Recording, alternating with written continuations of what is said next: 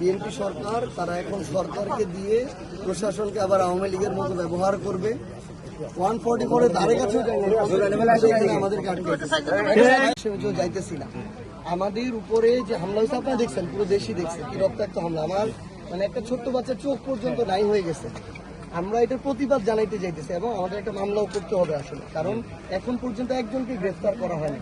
তাহলে এখানে তো প্রশাসনকে সরকার ব্যবহার করতেছে, ছাত্র দলের দেখে গ্রেফতার করা। ওনাকে একটু বলেন, উনি মনে ওনার সীমানা পর্যন্ত যায়, আপনারা ওই পর্যন্ত ওই পর্যন্ত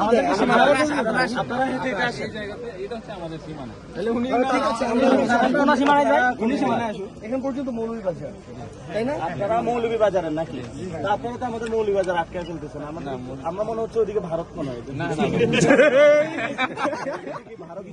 আমাদের আটকালে তো আটকাই না। ভাই আমরা শেষ দিকে পৌরসভায় দেয়া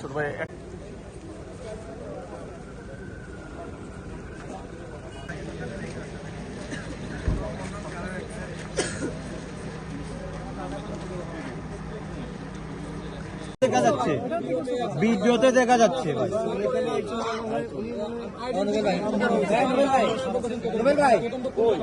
অনেক কথা বলে ওই নোবেল ভাই, নোবেল ভাই, নোবেল ভাই, নোবেল ভাই এদিকে আসেন।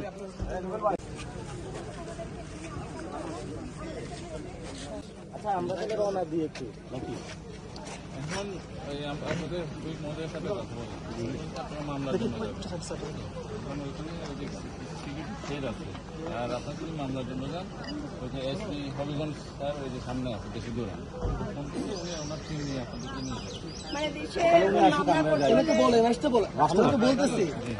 আমাদের জায়গাটা আমরা কথা বলতেছি ভাই,